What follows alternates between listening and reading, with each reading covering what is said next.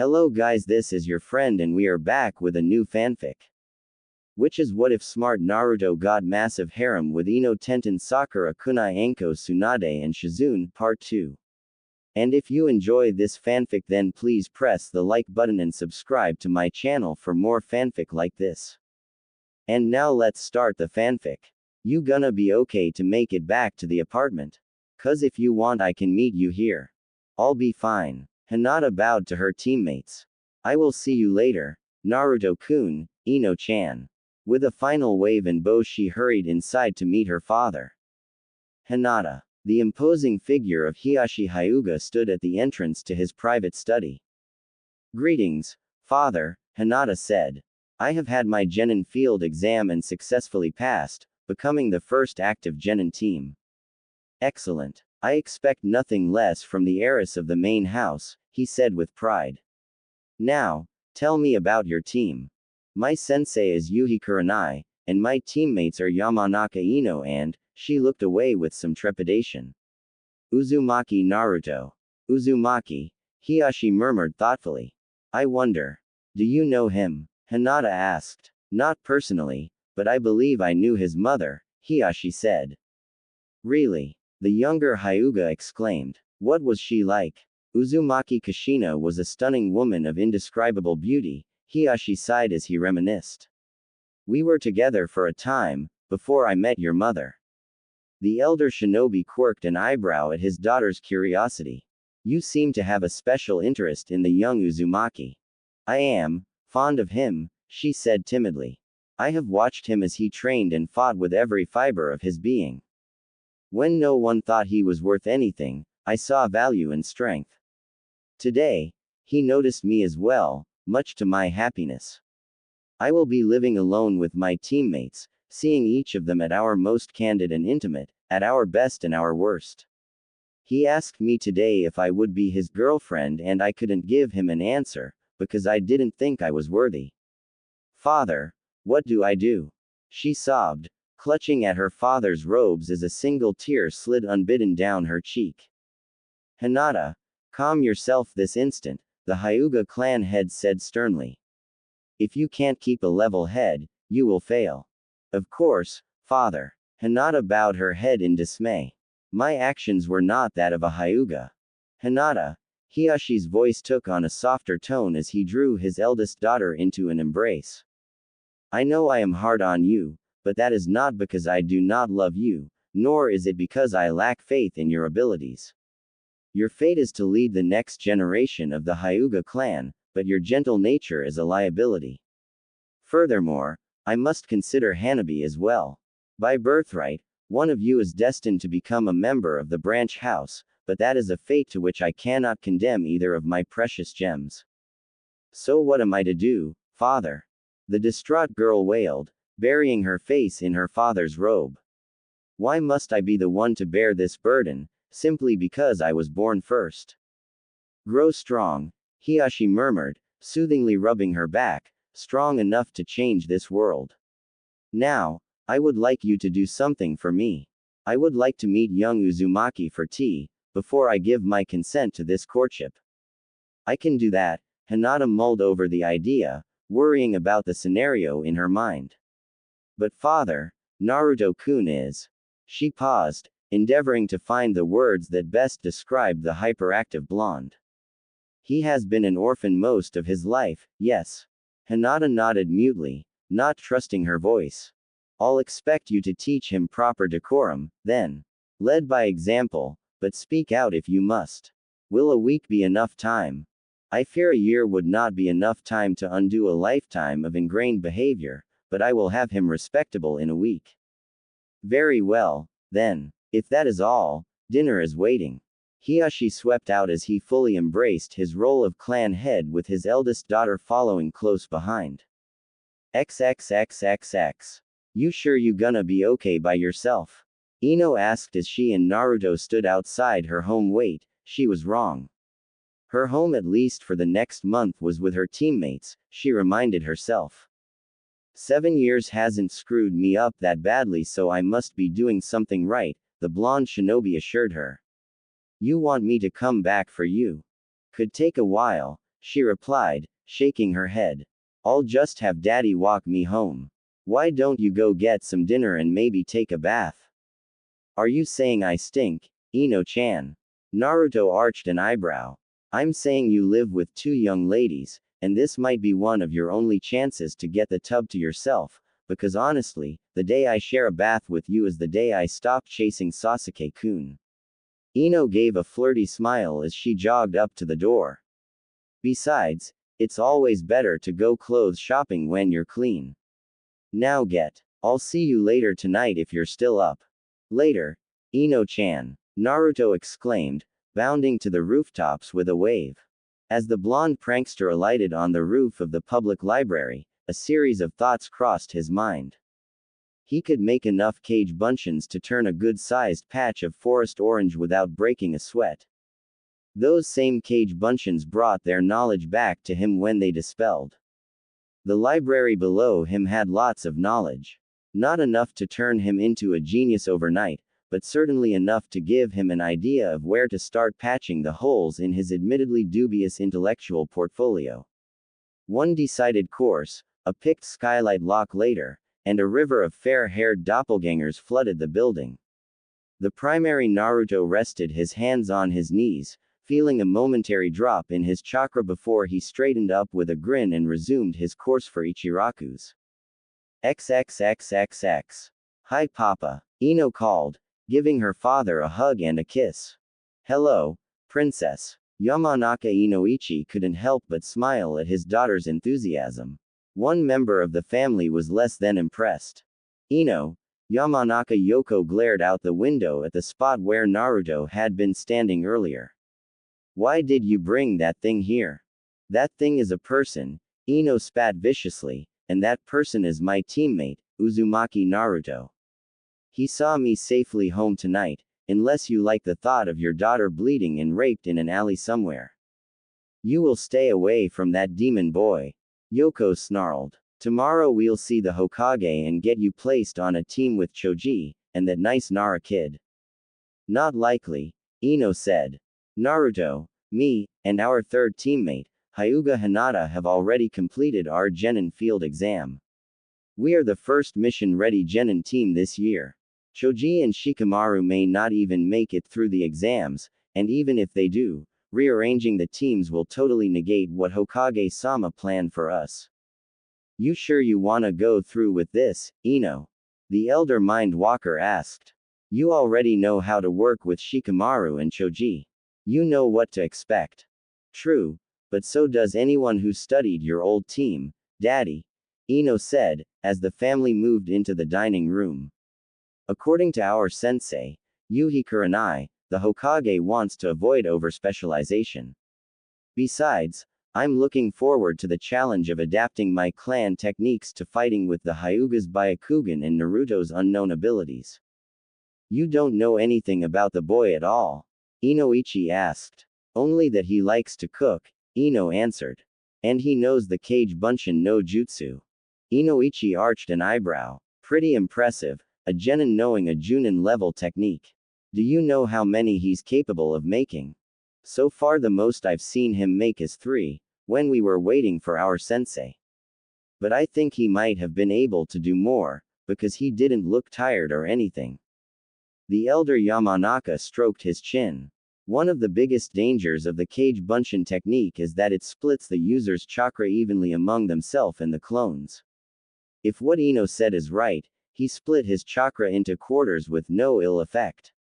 I'll have to talk to Choza and Shikaku, but I think Ino may grow even greater with Naruto and Hinata than she could as part of Ino's Shikacho. I bet that nice Uchiha boy could do better, Ino's mother growled spitefully. Rather than reply, the younger blonde Kunoichi thought of the things Naruto had said to her throughout the day. Was Sasuke really all that she'd made him out to be? She found, with great trepidation, that it was getting harder and harder to say yes. After a tense meal in a hostile atmosphere, Ino was ready to bolt out the door. She gave her father a tight hug. Will you walk me home, Daddy? I thought you were home, Pumpkin, he replied. The Hokage wants us to live together, and I promised Naruto that I'd try living with him for a month, Ino explained as her mother paled visibly. You're going to be sleeping under the same roof as that abomination. She whispered. The younger mind walker, having had enough of the abuse heaped upon her absent teammate, struck back in a manner that would make the fox-faced shinobi proud. That's right, mother. He actually sleeps across the hall from me. Be a shame if I left my door unlocked and he ravaged me. Although, maybe that wouldn't be so bad. Maybe I'll just slip in one night and save him the trouble. There was an audible gasp and a thud as her mother pitched over in a dead faint and hit the floor. Serves you right, you bitter old thing. Let's go home, Daddy. Inoichi was hard-pressed to keep from grinning. I'm back, kiddies. As promised, the new chapter of Vixens. Hinata's given an answer but not a direct Hinata answer. And as you see, while many people are at the very least ambiguous to Naruto's status, there are still people who hate him just for breathing. To clarify the sudden changes in the Hinata-Hiashi exchange, both Hyugas have multiple layers to their identities. Hiashi is both a father and Hyuga clan head, as Hinata is both daughter and heiress. As you can tell, they both interact in very different ways, simply depending on the layer. To one of my anonymous reviewers, and you know who you are, if you're going to be a pervert, step up and be a pervert. You're in good company here, so don't be some creepy lurking flasher pervert. Be an unrepentant super pervert.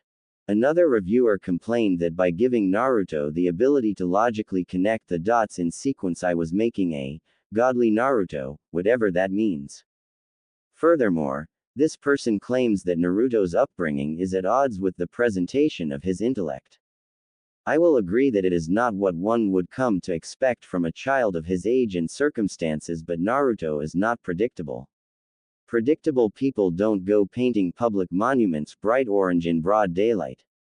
Naruto's observations are not based on some extensive psychoanalysis. They're based on common sense. There is no reason that Naruto cannot be analytical in my story, simply because if he was as stupid as Kishimoto and many authors make him out to be, he'd be dead. I've been getting requests to increase my chapter length. My chapters are going to stay their current length and will be released as soon as life allows. Enjoy the bite sizes. Thanks for all the summon suggestions. As it stands, the summons are spread like this. Naruto Foxes, unoriginal. Too bad, Hinata. Wolves Ino. Phoenix, possibly expanding to include birds of dragons. No, Bahamut Zero will not be the boss. What do you think this is? Final Fantasy. Sakura. Slugs, she will become Tsunade's apprentice. This is not yet final and may change according to my whim and other suggestions. And now, after much consideration and careful consideration, I have the final list of who's in and who's out the harem and why. Hinata. She's Naruto's teammate roommate, she shares his never surrender attitude, and she has a pre-existing favorable disposition to our hero. Ino. Again, teammate roommate. Also Naruto challenges her to think for herself, and in directions she would not have considered normally. Tenten.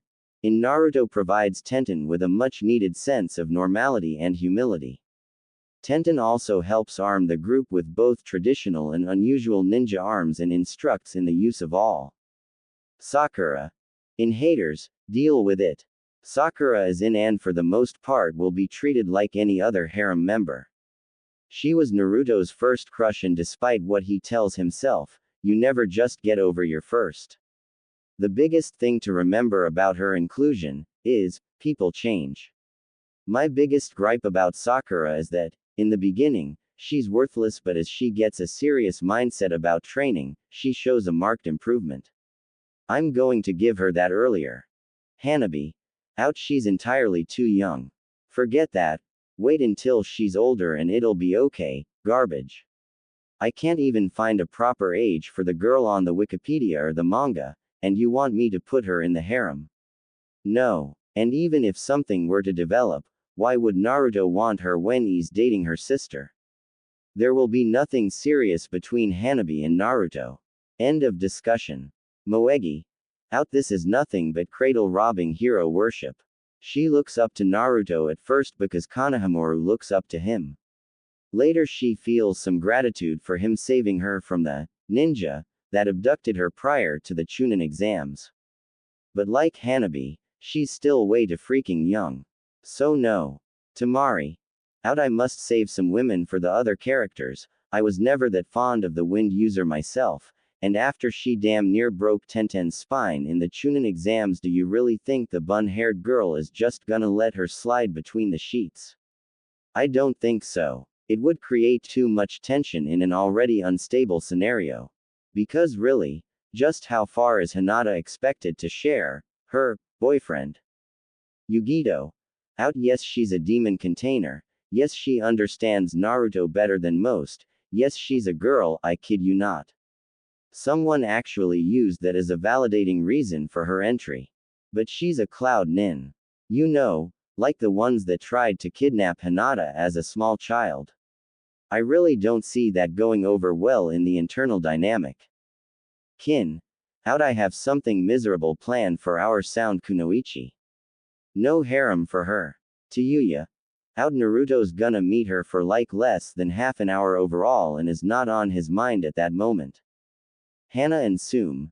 Both out. Naruto needs something from the Inuzuka clan and the price is that he stays away from the women. No puppies for them. Kuenai. Kuenai is one of many who fills Naruto's maternal position. Also she guides his forays and is his erotic moral compass. Anko. Anko is a big sister supporter who pushes the group to go beyond their limits, even when they think they can't. Tsunade. To everyone who told me she's too old, don't you think I planned for that? Tsunade is the oldest as the most mentally and emotionally mature, providing a strong well-rounded support for the entire harem. Shizune. Shizune fills a number of roles including big sister, advisor, confidant, teacher, sounding board, and others. Yugao. Out as Naruto's guardian, she'll be endeavoring to take a more hands-off mentoring role, initially to Naruto, and eventually to the entire harem. Kyubi. Out. Kyubi was always intended to be Naruto's sensei and mentor, not another buddy. She is actually on this plane for business, not pleasure, remember. Also, Kyubi has no physical form outside of Naruto's mind, and really what would be the point of Kyubi literally with his head? Keep in mind that a harem isn't just about the desires of its central member. Also, Naruto knows these girls are people and not possessions. They are free to pursue other relationships besides our hero, and some of them inevitably will, especially over the time skip. Kuenai was awoken the next morning by a flurry of knocks on her apartment door. Rubbing the sleep from her eyes, she opened the door. Apologies, Kurenai-sama, but Hokage-sama asked me to fetch you right away. Kurenai grumbled silently, beckoning the Chunin messenger inside as she started to dress. It concerns your genin team. Kurenai dressed faster and set off for the Hokage's tower at a run. The black-haired woman burst hastily into the old leader's office. Is something wrong with my team? She panted. I believe so, the Sandaime Hokage answered as he gestured to his omniscient scrying crystal. The scene the concerned duo observed was disconcerting, to say the least. Team 10 was seated around the table, a pot of steaming tea centered between them. The trio of confident teenagers of the day before was gone, and in its place were three youths, with totally different demeanors. Ino held her teacup in two badly shaking hands. Hinata's hands kept opening and closing spastically as her eyes darted everywhere, searching for threats, and Naruto glanced back and forth between his two agitated teammates, tea in one hand and a kunai in the other. Hinata straightened suddenly, causing the entire group to tense. Anyo, I have to use the bathroom. Without words the three rose as one and moved to the nearer half bathroom at the front of the apartment. Naruto stood tensely outside the door with the kunai clenched in his fist as the two kunoichi slipped silently inside. He jumped slightly as the toilet flushed and the faucet ran briefly. The trio regrouped in the narrow hallway as the fox-faced boy searched the girls' faces for some mysterious sign. The young women nodded slightly and the boy relaxed his posture ever so slightly. I think, Kurenai said softly, that we need to be there rather than here. The old Hokage nodded and the pair vanished in a swirl of leaves only to reappear outside Team 10's apartment. Who's there? Naruto barked sharply as Kurenai raised her hand to knock. It's Kurenai, Naruto, the scarlet-eyed Jonin called back softly in an attempt to soothe her subordinate's ragged nerves. Is it all right if Hokage-sama and I come in? There was a long moment of silence before the lock released and the Jinchuriki cautiously swung the door open. Come in. The senior nins walked inside, both noticing as the veins around Hinata's eyes faded away to normal. They had Hinata use her Byakugan before they let us in. Kurenai realized with a frown. Would you like some tea? Ino offered, her voice barely above a whisper. The new arrivals nodded and fresh tea was poured for all. The group drank in silence for several moments. Then Kurenai spoke softly. So, are you guys all right? You seem kind of restless this morning.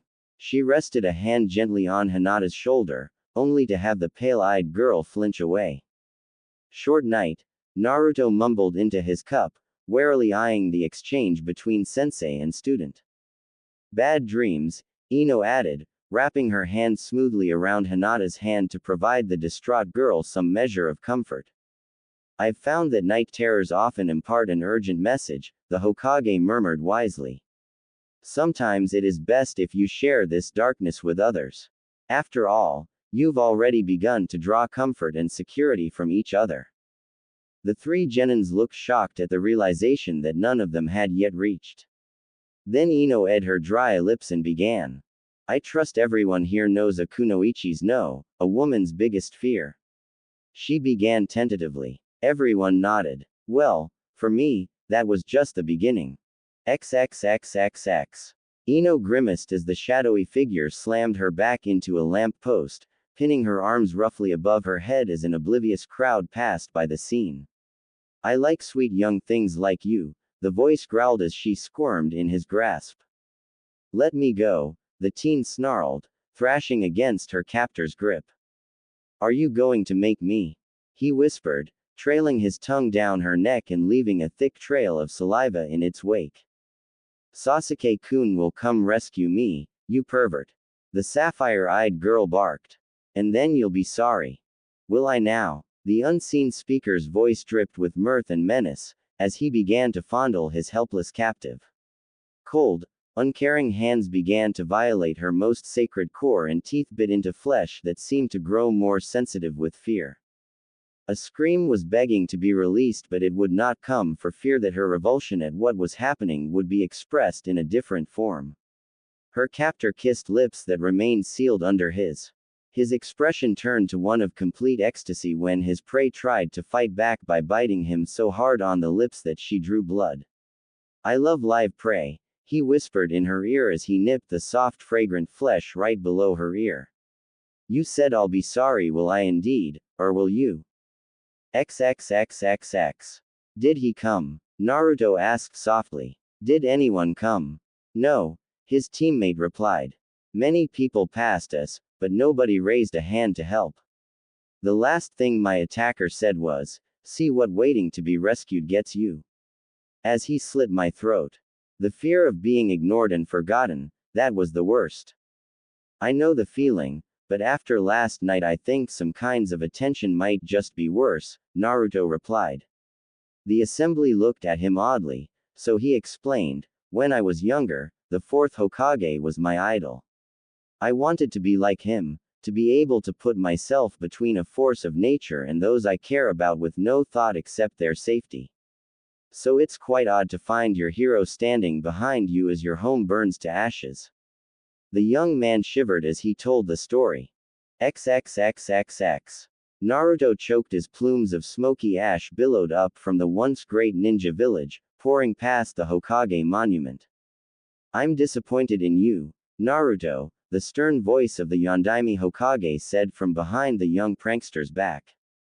This wasn't my fault. The Kyuubi container snapped, trying unsuccessfully to turn away from the scene of hellish destruction. I couldn't stop this. I gave you an important task, and you failed. You asked too much. I gave all I could. I asked nothing more of you than I would expect from any other villager. The former leader's voice held a strong note of disappointment. Then what more can I do? The younger blonde screamed hoarsely. Why are you here, watching the village burn? It's already over. Naruto wailed. Leaf is dying and there's not a damn thing I can do. I thought the same thing when the Kyuubi attacked. I'm different. The boy snapped. I'm no hero. The only thing that separates a hero from a demon is a willingness to stand firm and never run away, no matter how strong your opponent. If that's what you felt facing the Kyuubi, then that's bullshit. Naruto spat. That's not heroism. That's suicide. Is it? The former Hokage asked. And what about all the people I cared about who survived that day because of my sacrifice? No one in this Kami-forsaken village cares about me. Nobody took the time to get to know me, the real me. Naruto exploded. Nobody cared about me, so why should I care about them? You don't care about anyone. Like magic, the voice's familiar lilt jolted the Jinchuriki out of his immobility. Spinning swiftly away from the terminal conflagration that was once his home, he confronted his accusers. Aino-chan, he stammered, gaping in unspeakable horror at the burned remains of his once beautiful teammate. And not even as, Naruto-kun. The soft stammered question fell from Hinata's flame-kissed lips even as one of her beautiful pearl-like eyes dangled limply from its socket. What happened to you? The blonde shinobi stared in revulsion at the smoldering remains of his friends. You happened to us, Ino shouted, taking a menacing step forward. We were counting on you to watch our backs and you ran. Why you never face your problems, Naruto-kun? Hinata snapped, as the youth hastily backpedaled to escape her wrath. All you do is run, and keep running, the fourth said, forcing the fox-faced youth closer to the precipice. But what happens when you've got nowhere left to run? Before the younger ninja could reply, he gave him a swift shove backwards. XXXXX. Would you? Hinata whispered. Run away from us, I mean. I don't know. On the one hand, I wanna say it's just a dream and it wouldn't really happen. But, I don't know, Naruto answered, running his fingers through his spiky blonde hair. What do you think the fourth meant when he said he gave you an important task? Ino asked. It's always difficult to understand dream logic, the current leader said. But likely what he meant was that it is every citizen's duty to defend this village to the best of their ability, no matter the cost. Naruto will have to tell them of his true duty in the fullness of time, he thought. But that can wait a while. So, Hinata, what did you see? Naruto asked, placing his kunai on the table before taking his teammate's hand. Hinata took a long swallow of her tea before she answered in a trembling whisper. I saw my family die. XXXXX. The night was filled with the screams of dying ninja. Hinata whipped her head from side to side as she dashed through the seemingly abandoned Hyuga compound. Father! Neji! She shouted desperately, trying to ignore the cold ball of distress growing in her stomach. Hanabi! Anyone! Hinata-sama! Run arg! Hinata grimaced as Neji's voice was cut off, followed by a disquieting gurgling noise. Hinata swallowed as she charged grimly around the corner only to see her cousin lying face down with his throat viciously ripped open. A hulking, shadowy form crouched over the body, crushing the branch member's spine in its monstrous grip. Spinning on her heel, she bolted from the site into an adjoining courtyard only to find the scene repeated 100 times over, main and branch house members alike inhumanely dismembered. Nei-chan, the heiress, stomach dropped helplessly as she sprinted through a door, following the screams of her younger sister. Please let her be all right. Hinata prayed fervently as she dashed up a flight of stairs two at a time, barreling through the door into her little sister's bedroom. The indigo-haired girl skidded to stop, frozen in horror at the nightmarish scene before her. Hanabi hung limply as another shadowy behemoth gripped her easily by the throat. Nei-chan, She wheezed, helplessly begging for her sister's aid. The creature let out a low chuckle as it casually grasped its captive's arm and ripped it off with casual ease. No. Hinata's anguished scream was easily drowned out by her sister's howl of agony. This is all your fault, you know, Hiyashi's dispassionate voice droned from behind Hinata as his older daughter stood transfixed in horror. If you would have just taken a stand, Hanabi wouldn't have to suffer like this. I didn't do this, Hinata countered as the gothic creature slowly ripped its claws through her little sister's midsection. But you did, her father's voice insisted. Your unwillingness to meet the challenges in your life led the Hyuga to this dark day. Whenever you found yourself tested, you backed down. Hinata grimaced as her younger sibling's other arm was ripped off, more slowly than the first. And so here we stand, the last two of a mighty clan, one impotent in her youth, the other in her determination. The creature grew bored of its current victim and mercifully silenced the younger girl by snapping her neck. Hinata stared in shock as her sister's lifeless body fell to the floor. The hulking monstrosity moved with such speed that the last living Hyuga felt little more than a searing sensation in her throat before her field of vision was forcibly altered. Her last, shocked sight was of her own decapitated head lying next to her father's. This really is entirely your fault. XXXXX. Hey, Naruto said sharply, slamming his hand into the table, causing both girls to jump. It wasn't your fault. It's just a creepy nightmare. Even if you do run from your problems. Ino asked quietly. Or wait to be rescued. Hinata murmured. Or keep backing down, Kuenai said, carefully observing her unstable charges. No more. Hinata grabbed Naruto's forgotten kunai and plunged the blade through the back of her hand, embedding it in the dining room table with a brief misting spray of blood. No more backing down, she growled, wrenching the deadly implement from her hand and tossing it back on the table. Naruto picked up the bloody blade and stared off into the distance. No more running away, he murmured, mimicking his teammate. Naruto tore the blade from his hand and offered it to Ino handle first. Kurenai stiffened, but the Hokage's grip on her arm stopped her from intervening as Ino accepted the bloody talisman. No more, waiting to be saved. Her voice was barely audible, but her hand moved with the same dedication her teammates had shown, slicing through flesh and drawing blood without hesitation. She freed her hand and grasped Hinata's as Naruto wrapped his hand around the pair, completing the bloody union. For good or for ill, we are Team 10. Brother, sisters, lovers and friends. Hinata spoke next. Bound in will through blood and steel, we do not bow, we do not kneel. Naruto picked up next, his voice as soothing and lyrical as his female teammates. We face our fears, our sins atone. We stand together, we'll not die alone. Three voices rose together in a single cadence. The bonds are forged, the calling done. The strength of three with the heart of one. Naruto blinked slowly and was the first to speak in a hushed whisper. What the hell was that?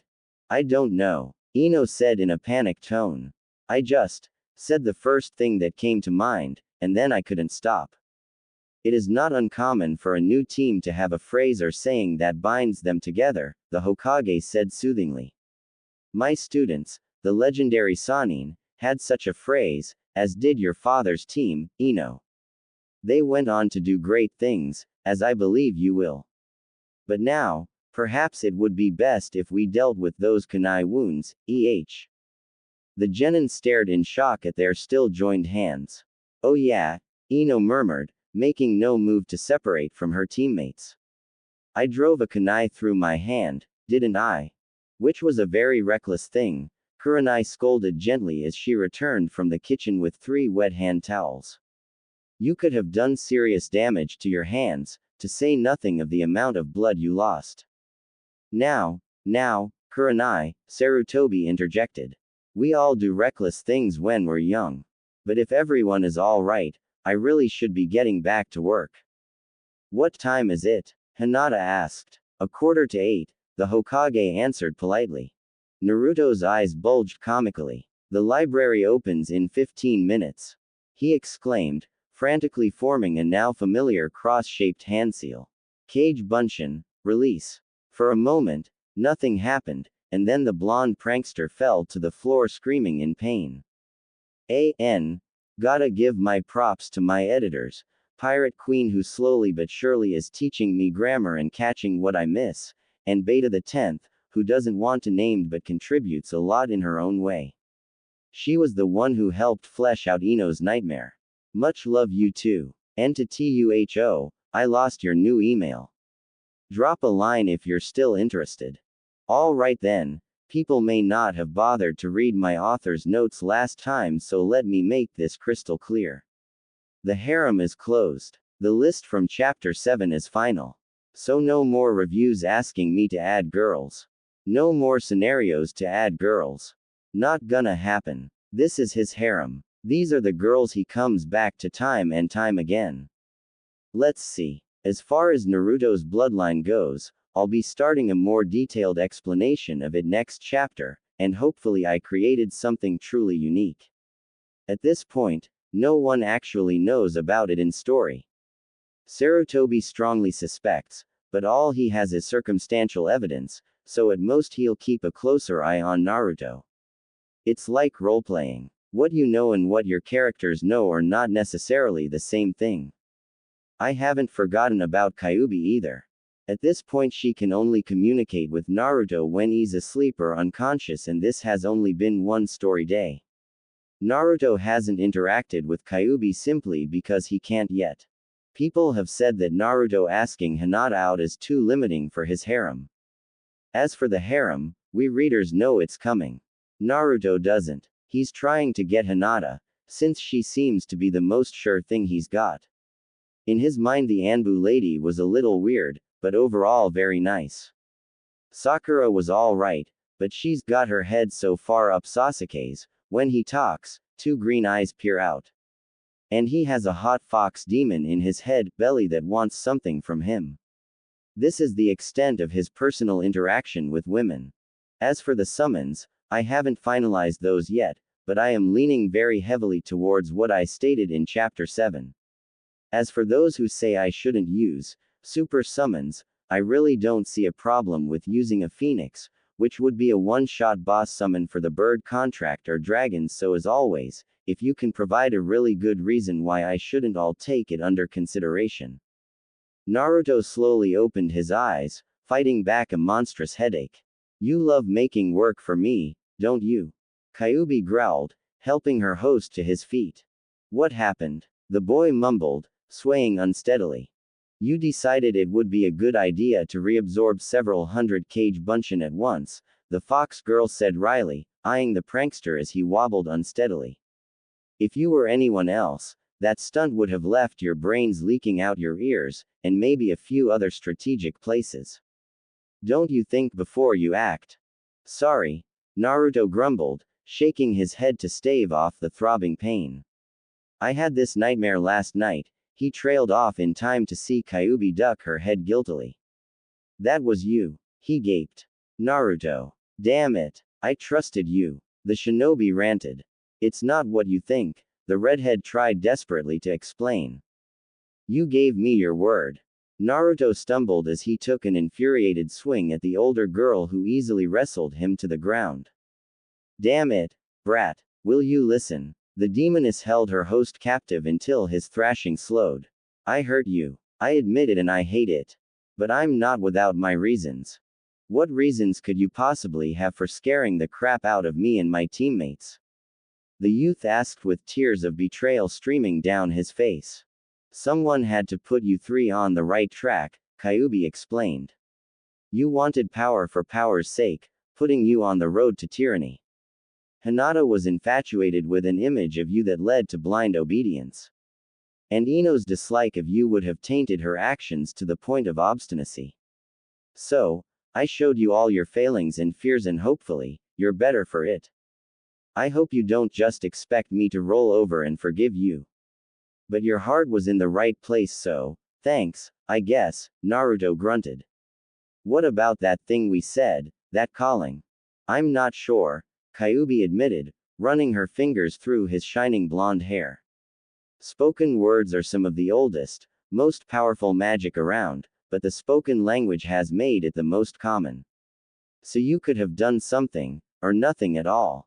The pair sat quietly as Naruto brooded on that answer. So, did you manage to make me tick any better? Actually, I did, and I found a couple of odd things. The vixen scrambled to her feet, pulling her charge quickly with her. One isn't so much a thing as a person. What the hell? I shouldn't have a third person in here. Heck, most normal people don't have two. Naruto seemed confused as Kyuubi led him through the maze of corridors to an elegant double door. She's in here, most likely, Kyuubi said, swinging the doors open to reveal a massive library. Once I got her out from under all those chains, she started setting up this place. Who exactly is she? Naruto demanded. My name is Libris. A third voice interjected. Simply put, you could say I'm your intellect, or your smart side, if you had one.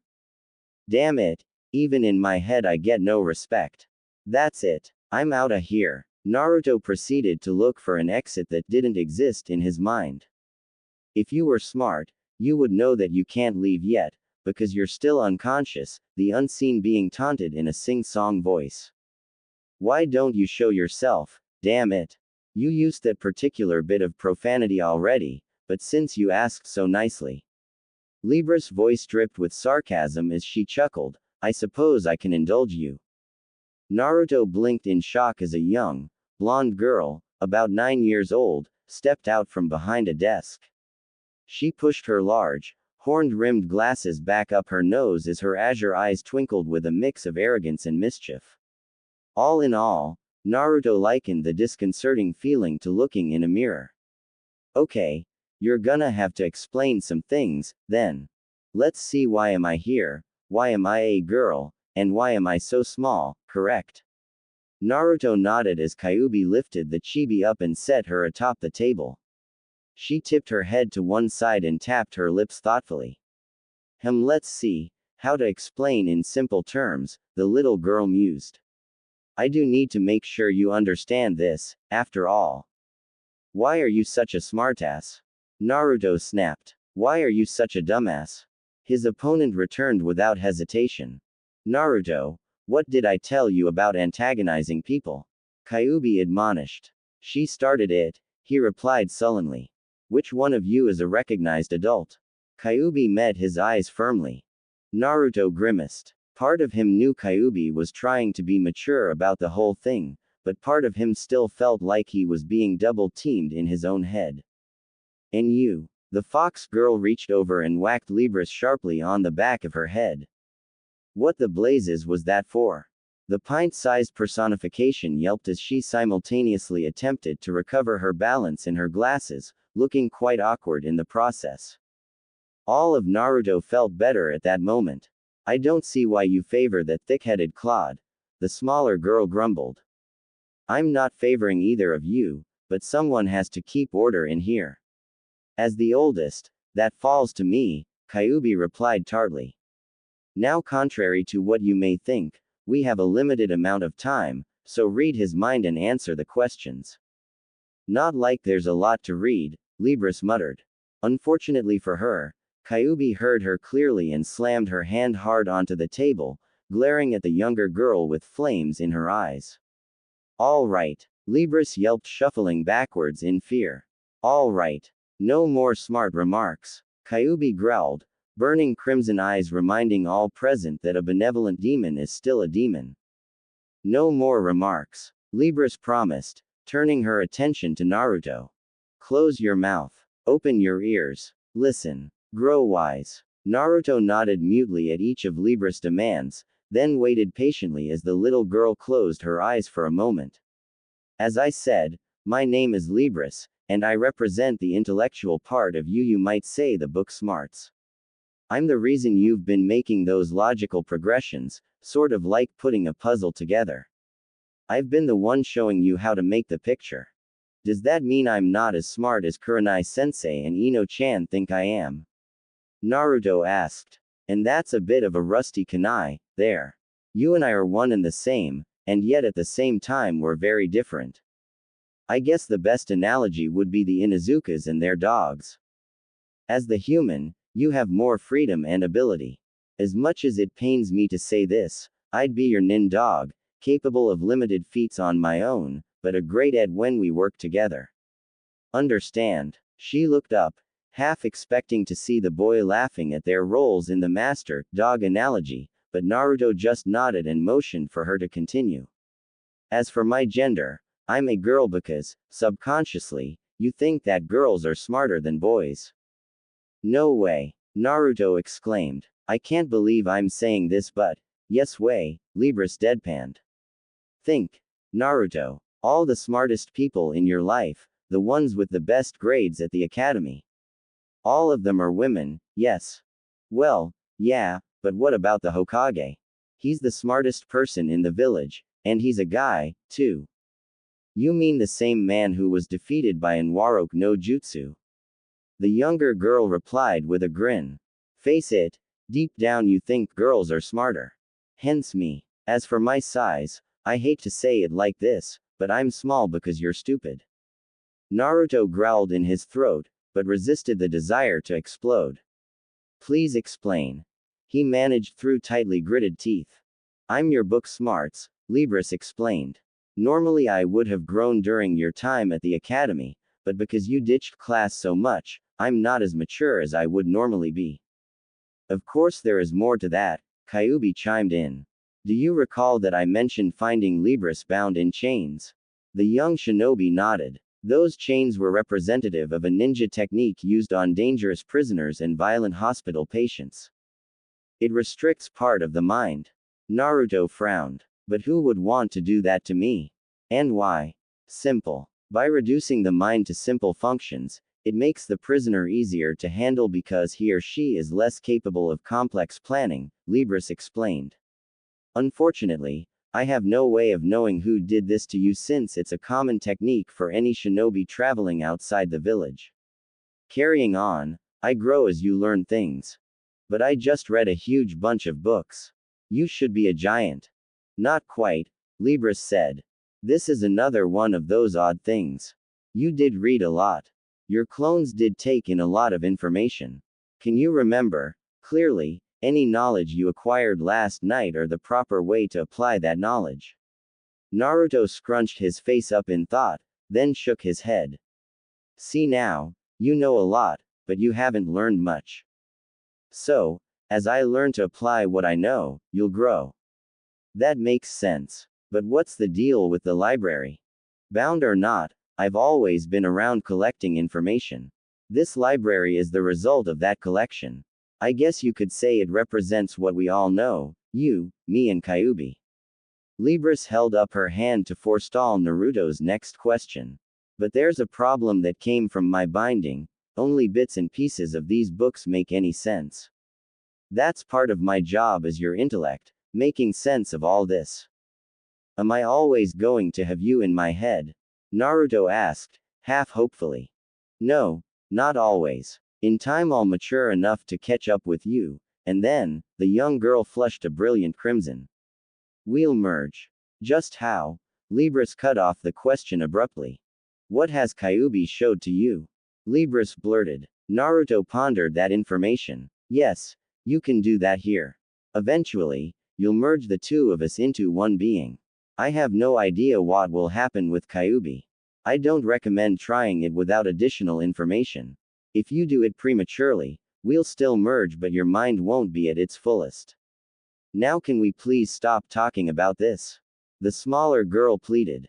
We will have to continue this another time, Kyuubi murmured.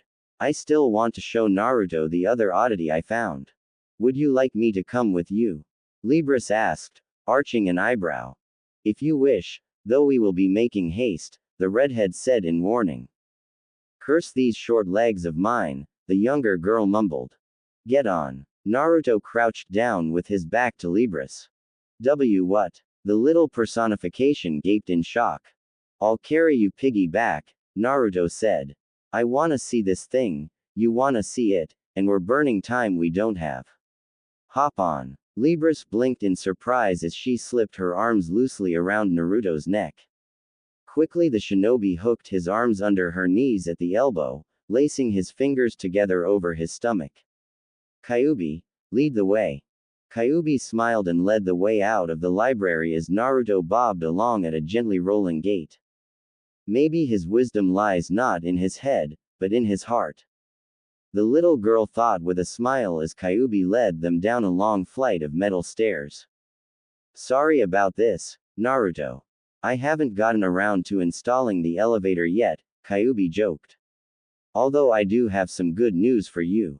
By meditating on the seal, I was able to tap into the Shinigami's power and talk to him, and I got myself reinstated as the boss summon for the Fox contract, for which you are the current holder. I also called in a favor from an old friend and she's coming to see if either of your teammates are worthy of summoning her. But we don't know how to summon. Naruto protested. That's a Jonin level skill. So is your Kage Bunshin, Libris replied. As far as summoning goes, theoretically it's very simple, once you've signed a contract. You present a small offering of blood, usually a bite mark is sufficient, and make the proper hand seals to channel your chakra. Unfortunately, none of us know what those seals are. Not even you, Kyuubi? Naruto asked. The redhead shook her head. I always had other ways of calling for help when I needed it.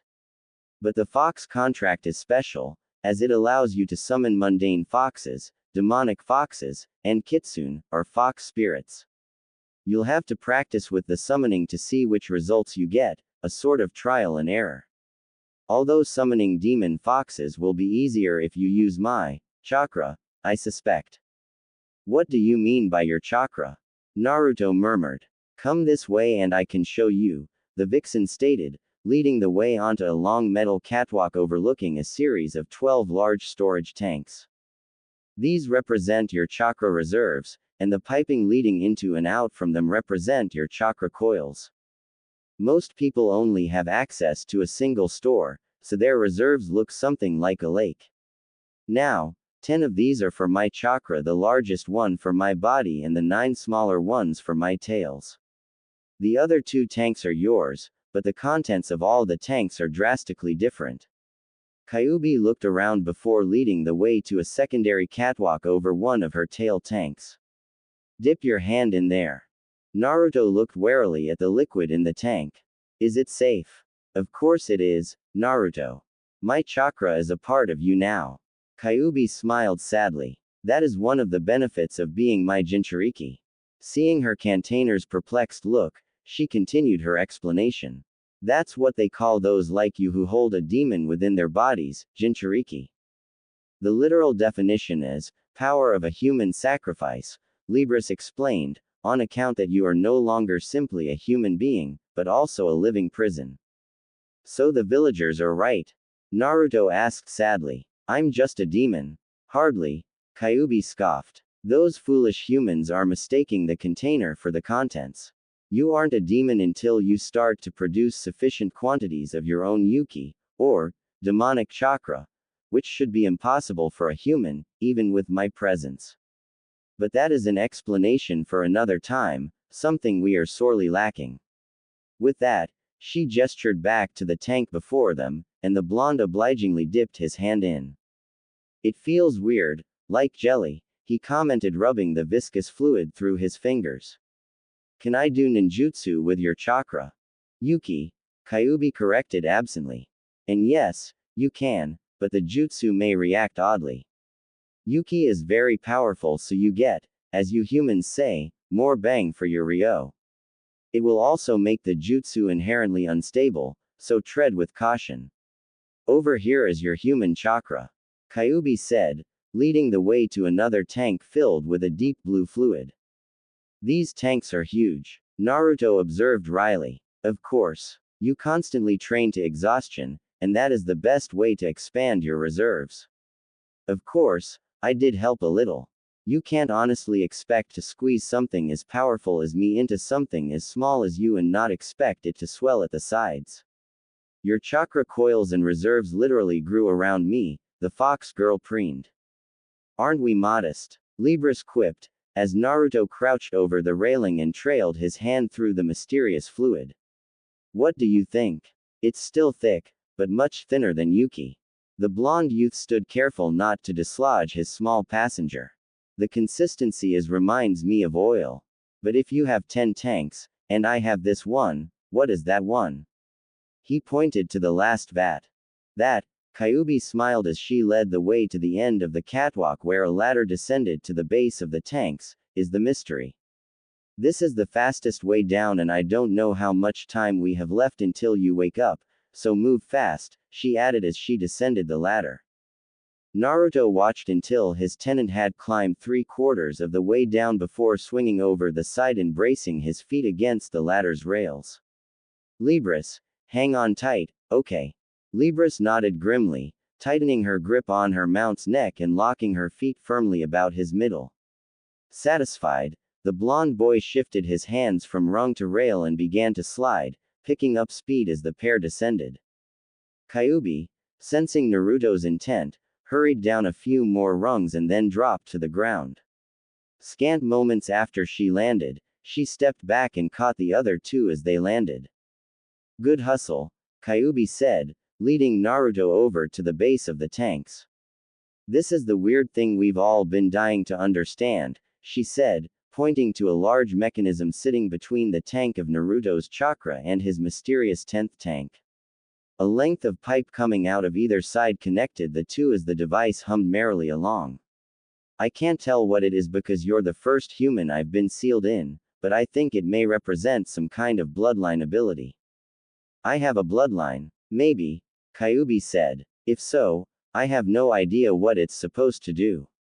I just managed to get it running last night, aside from a brief turnover the night we met. Wait a second, Naruto murmured, narrowing his eyes. The morning after we met, I found an Anbu kunoichi in bed with me. Well, that is odd, Kyuubi replied, tapping her chin in thought. The two might be related, somehow. Anyway, as near as I can tell, all this thing does is, to make more chakra. Seeing her host's confused look, she elaborated, it doesn't actually make chakra, but it transforms your normal chakra into something different. So I have two different types of chakra, Naruto mused, already looking for an edge. Can I use them both for my ninjutsu? You can, Kyuubi said carefully, but I don't see why you'd want to. The second chakra is much thinner than normal and, I can only presume, weaker than the original. How do you know that? Well, there's a little valve on this side here, I guess a pressure release or something. Crack it open a bit, and see for yourself. Kyuubi gestured to the mechanism in question and Naruto obligingly twisted the handle, letting a dime-sized drop fall into his palm. Well, it is lighter.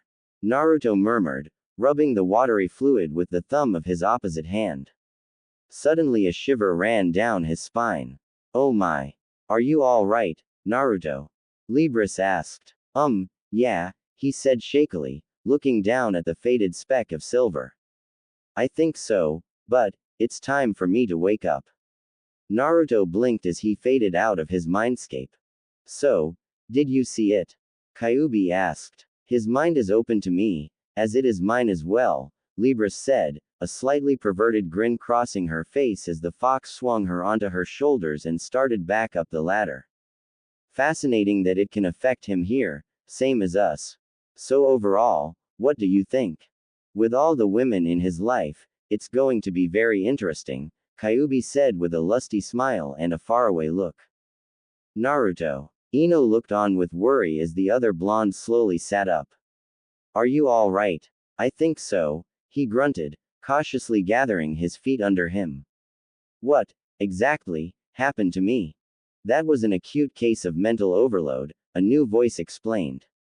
You tried to absorb too much information from your cage bunshin and your mind shut down to deal with the flow. You've been out for about half an hour. Thank you, Miss. Dr. Azuki Shion. The brunette smiled as she reached up to touch the strip of metal running across the bridge of her nose. Running a spark of chakra through the metal, she transformed it into a pair of glasses.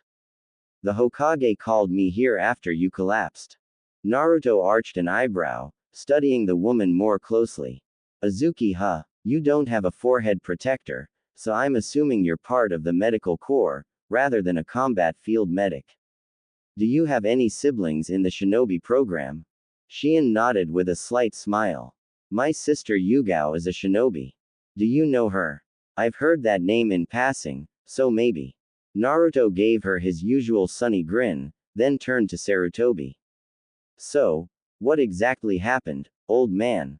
The Kage Bunshin is an incredibly powerful technique with two major flaws, the Hokage explained, lighting his pipe and opening a window.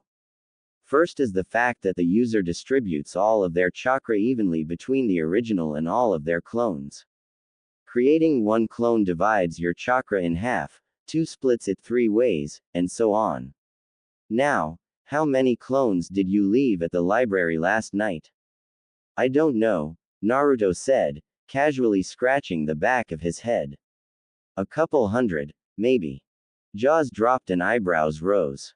Shion summed up everyone's thoughts nicely. You split your chakra over 200 ways, and you're still alive. Are you sure you're a genin? I've got large reserves for my age, I guess, Naruto shrugged. I mean, I felt a little dip in my reserves after I made all those clones, but I was still okay to make it back here from the library. We're going to have to find a way to burn off all your chakra one of these days and find out your limit. Ino said, idly rubbing the thin white scar of her recently healed oath wound. Naruto-kun, you said that your Kage Bunshin retain their knowledge when they're dispelled, correct? Hinata asked. Yeah, that was the whole point of filling the library. And that is the second flaw in the Kage Bunshin, the Hokage interrupted. If you take in too much information in that manner. If you're extremely lucky, Naruto supplied, you only end up with a nasty headache. But then why didn't I have this problem when I fought Mizuki? Mizuki, the academy instructor. Ino looked surprised. What's that all about? It's all right for you to tell them later, Sarutobi interjected. A team must be able to trust each other, after all. As for your question, Naruto, I believe that because all your clones were focused on a single act, the focus mitigated the damaging mental effects. Naruto nodded, turning to Shion. So, Doc, am I cleared? Shion blinked herself out of her daze. Why yes, she stammered, catching a bit of drool before it could become too noticeable. Just try not to overexert yourself for the rest of the day and you should be okay. And if you need anything medical, any of you, ask for me by name. That's great, Naruto exclaimed, smacking his fist into his open palm. Kurenai-sensei, just so we're clear, where are we meeting? Huh, the elder Kunoichi shook herself out of her stupor. Training ground 12 at 10 o'clock. You sure? The blonde frowned. I thought you said training ground 10 at 12 o'clock yesterday. The Genjutsu mistress blinked. Yes, that's what I said. 12 at 10. But you just, never mind. See you at noon, training ground 10, same as our team. Yeah, that works, Kurenai mumbled, staring at Naruto in a slight daze as the Sandaime gently pulled the oblivious doctor and Jonin out into the hallway, using a minor wind jutsu to close the door behind him. Well, that was weird, Naruto muttered, turning to face his two starry-eyed teammates. Oh, for Kami's sake. He snapped, rolling his eyes as he brought a hand down hard on each of their shapely backsides. Snap out of it. What the hell was that for? Ino barked, rubbing her abused posterior.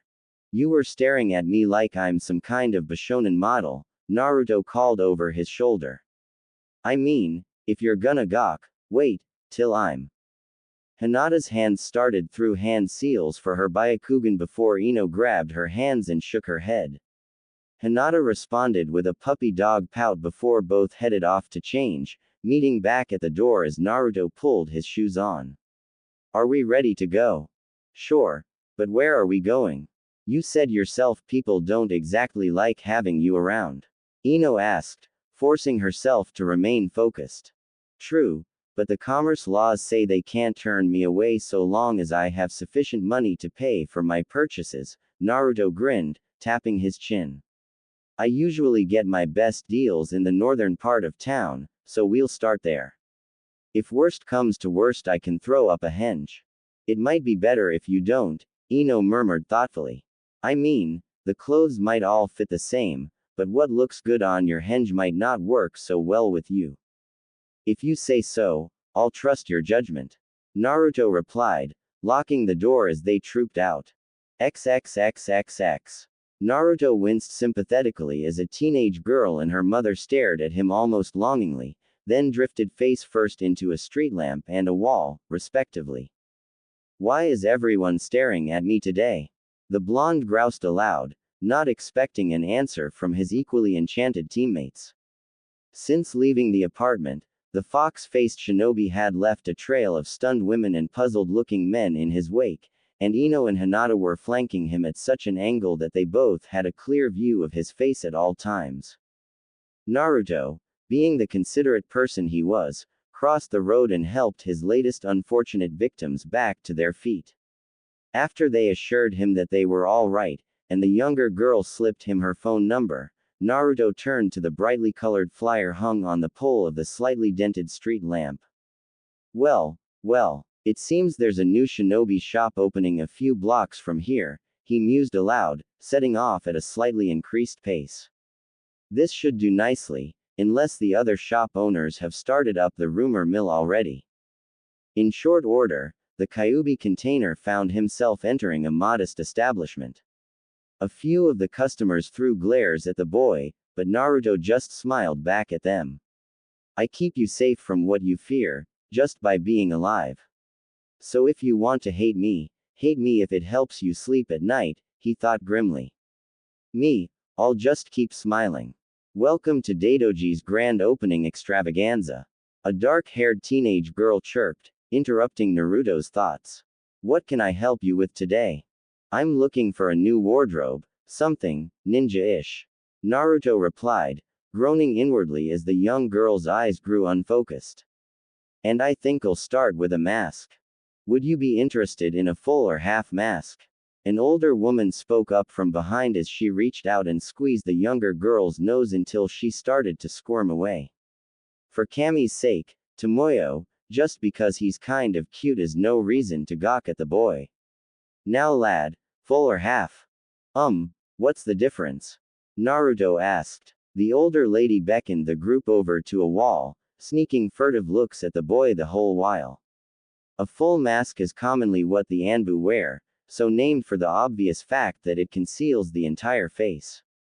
A bit clunky for a first-timer though, and likely to attract unwanted attention. A half mask comes up from your collar to about the bridge of your nose. Okay. What do you recommend? Nothing at all. Tomoyo sighed happily, earning herself another nose tweak. Why would you want to hide any of that gorgeous face? So he doesn't have ladies young and old drowning in their drool. Shame though. She ran her roughened hand over the boy's whiskered cheek. You are quite handsome. If I were 20 years younger. The half mask. Naruto yelped in a panic. Black, maybe. With some reluctance, the older woman produced the desired article and helped Naruto fit it on. I don't think that quite works. Ino murmured, slowly coming out of her stupor. I mean the mask looks good, but the color doesn't quite work. Naruto said something, but it was slightly muffled by his mask. You're going to have to speak up a bit to be understood through the mask, but it provides a tactical advantage, since your enemies won't know just what you're doing. I said, maybe in blue then, Naruto repeated. It would go with your eyes, but we have to pick the right shade for your skin tone. Ino turned and rummaged among the masks before surfacing with a handful in various shades of blue, from nearly white to a navy indistinguishable from the black mask he wore now. Gomen, Naruto. This may take more time than we have. At least the mask will be the basis for the color scheme, right? Naruto asked as the four women began narrowing down the possibilities.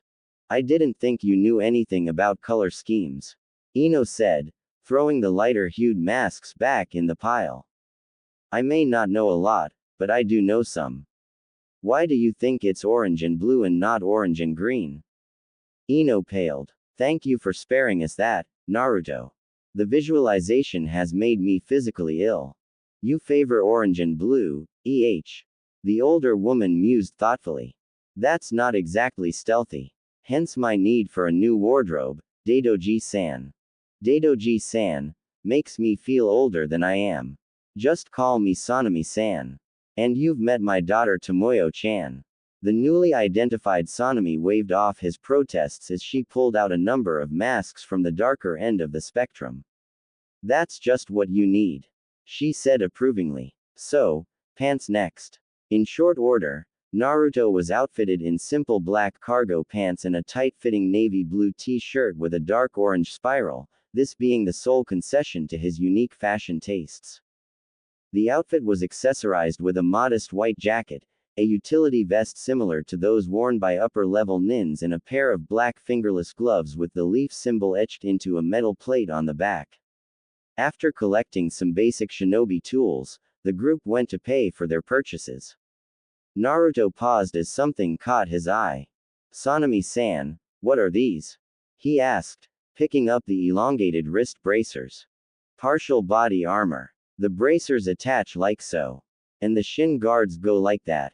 Sanemi and Tomoyo expertly fitted the new garments.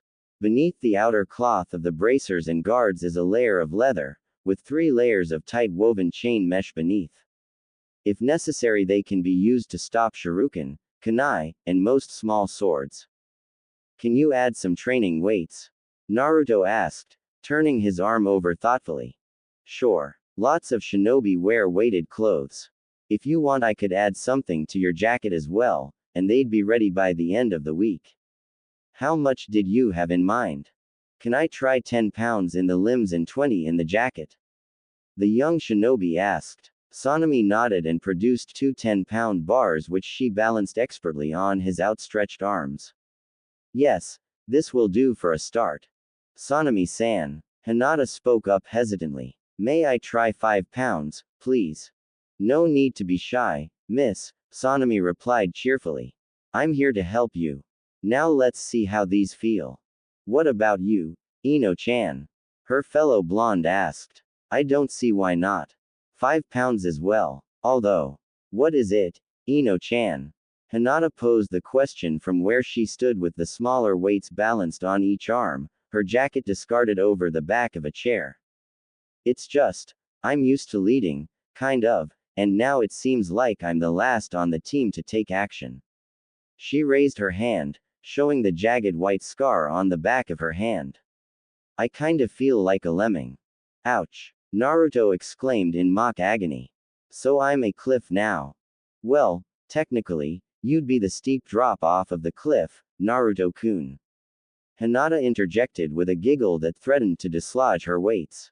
You're not helping, Hina-chan, Naruto growled. Anyway, Ino-chan, we all have our specialties, and that's where we led. Hina's a scout, I'm a brute, and you're intelligence. I used to be a shinobi myself, though I'm retired now. Sanemi slipped fluidly into the conversation, and Naruto's right. You'll all have your chance to shine, or be shined on. Now then, Miss Ino, was it? Let's see to your weights. XXXXX. It was 11 o'clock by the time Team 10 took their leave and made their way to their training ground, with a brief stop to deposit Naruto's new clothes. We have an hour to kill before Kurenai-sensei gets here. Naruto yawned. Any ideas? We could go for a jog, Ino suggested. Naruto perked up as she waved them over and drew a rough diamond shape in the dirt. Now, if memory serves, we are at training ground 10, here. She pointed to the top of the dust diamond. Training grounds 7, 8, and 9 should also be in this block, going counterclockwise from here. She paused to point to the left-hand corner. In most rookie teams practice on a training ground that's the same as their team number. How do you know all this? Naruto gestured to the diamond. There are maps of the various training grounds all over the village. Don't tell me you've never looked at them.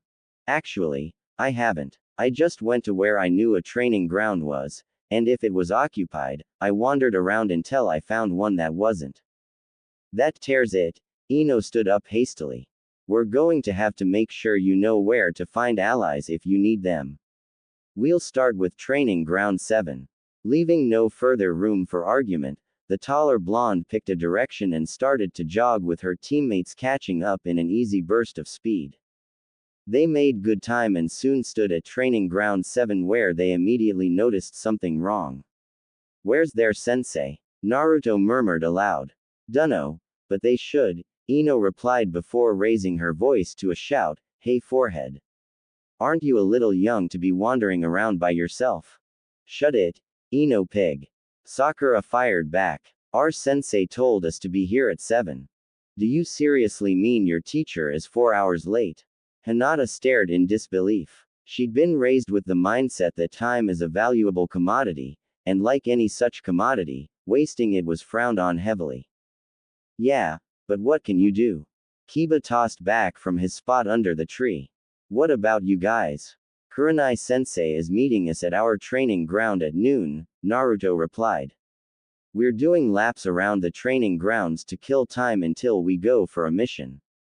Hey forehead, you wanna join us? It's a good way to get in shape, Ino prompted. And get all sweaty. The green-eyed girl wrinkled her nose in disgust.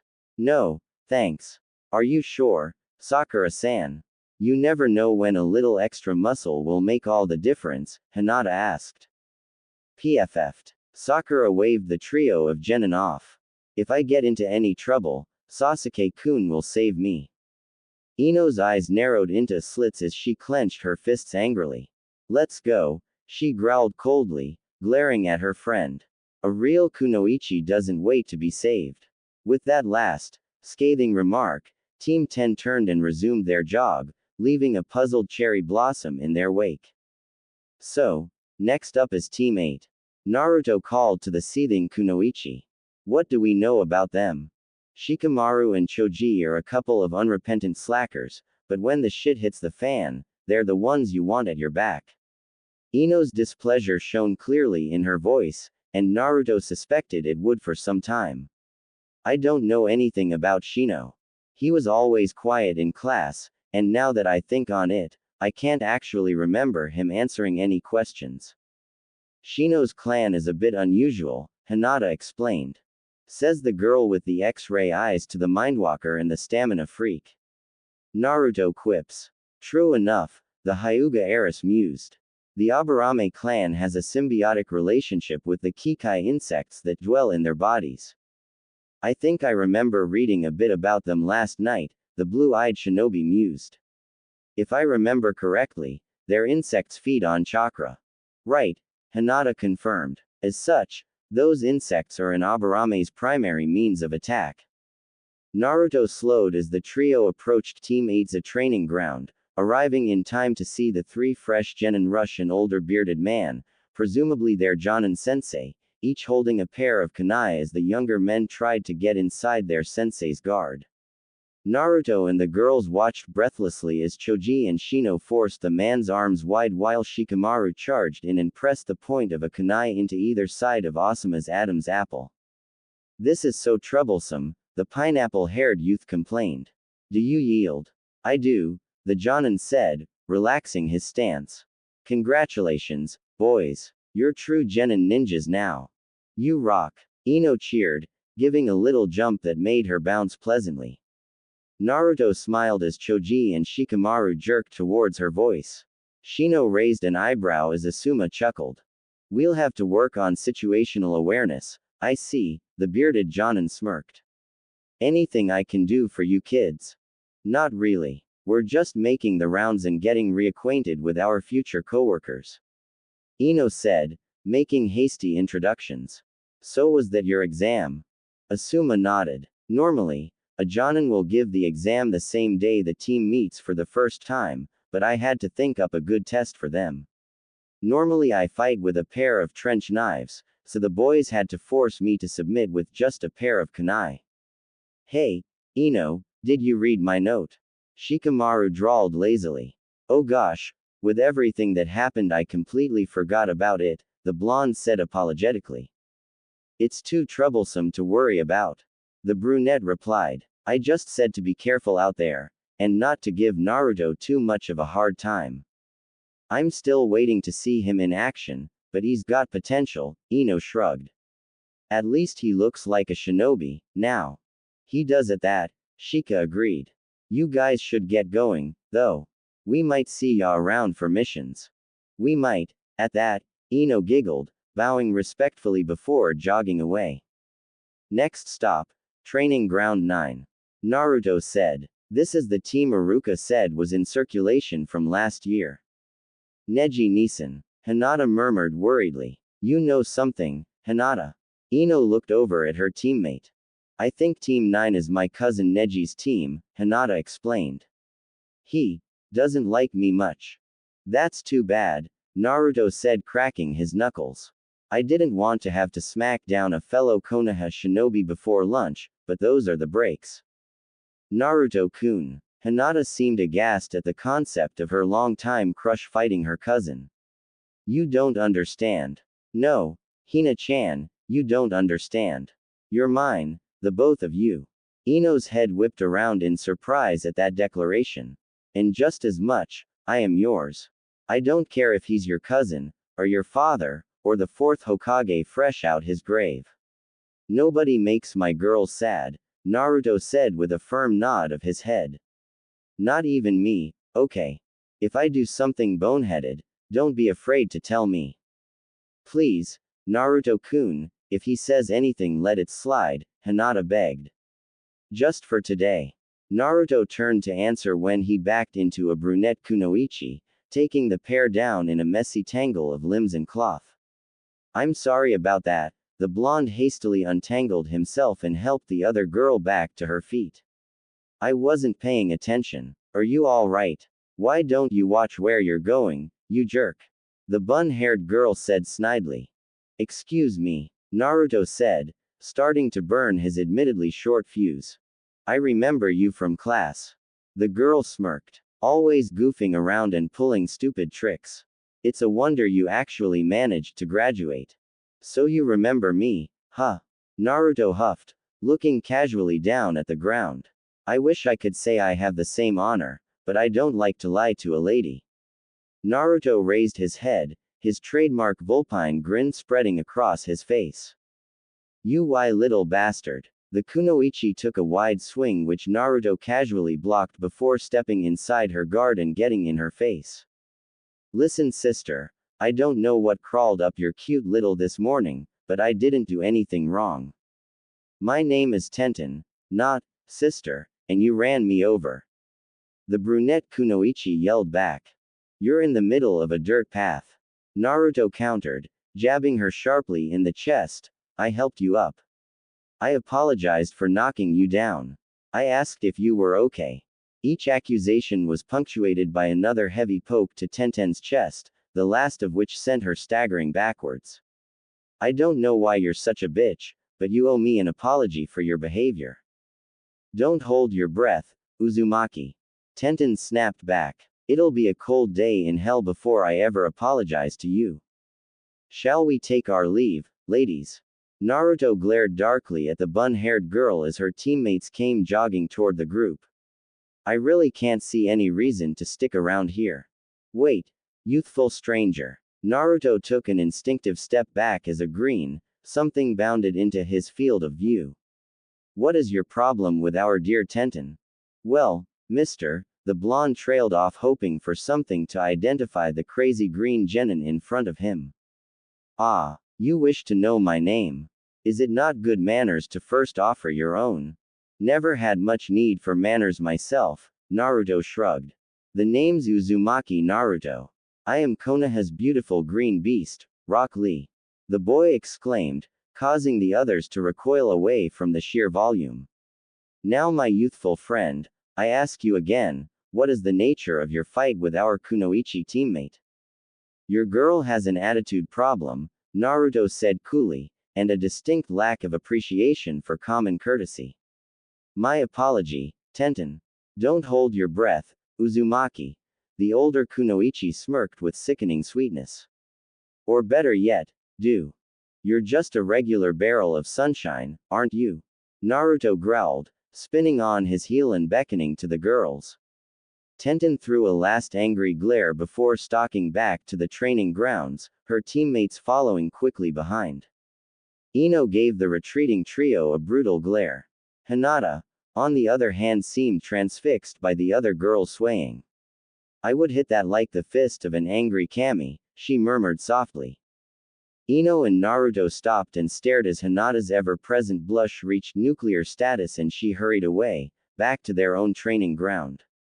After they arrived, the trio was silent for a long while before Naruto spoke. So, Hina-chan, care to explain?